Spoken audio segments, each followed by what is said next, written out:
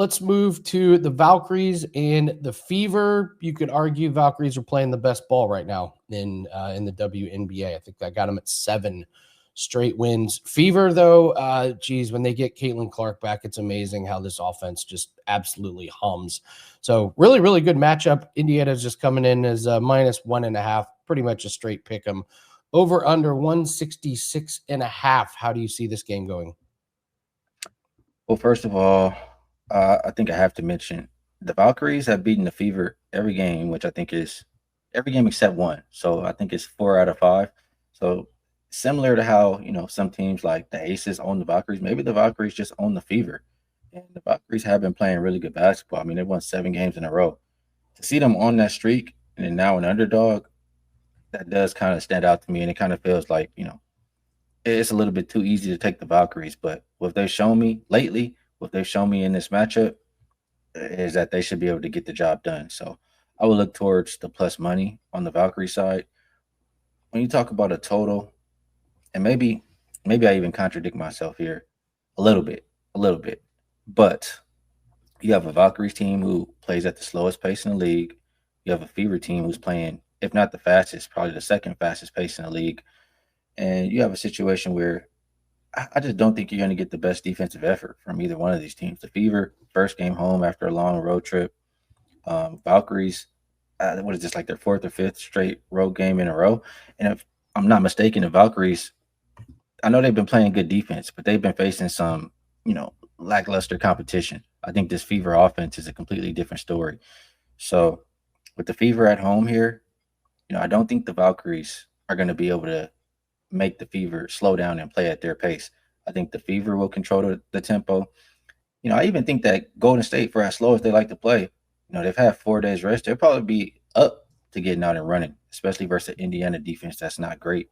You look at the 2 meetings so far this season, they both have cleared 170. I mean, they've already proven that they can score on each other. I think this one is more of an over game. So Valkyries, my first thought, or over. A couple different ways I'm looking at this game. Yeah, I might be going back to Sophie Cunningham over 1.5 made threes. It's plus 110.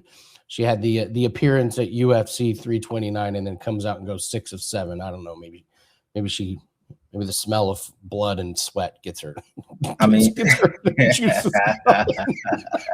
that was pretty cool for her to do the UFC thing for real. But man, I mean, she's too good of a shooter to just be leaving her wide open. I mean, that 6 of 7 Aces game, they weren't even trying.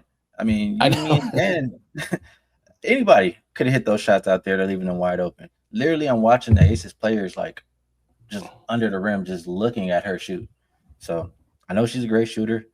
I don't want to talk you off of that, but one thing I will say in this matchup, Golden State, I feel like they usually do a good job running people off the three, but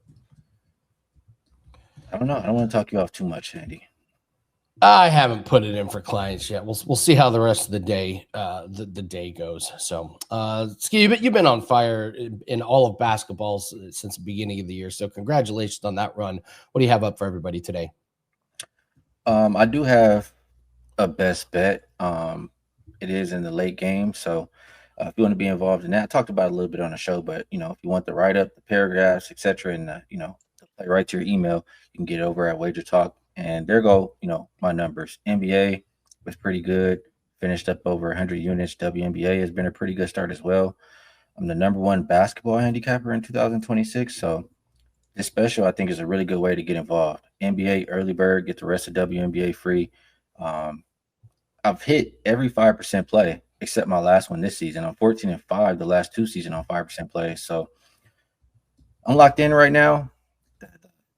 The 5% that I lost, they were tied with like 2 minutes left in the game, and they didn't cover plus 8.5.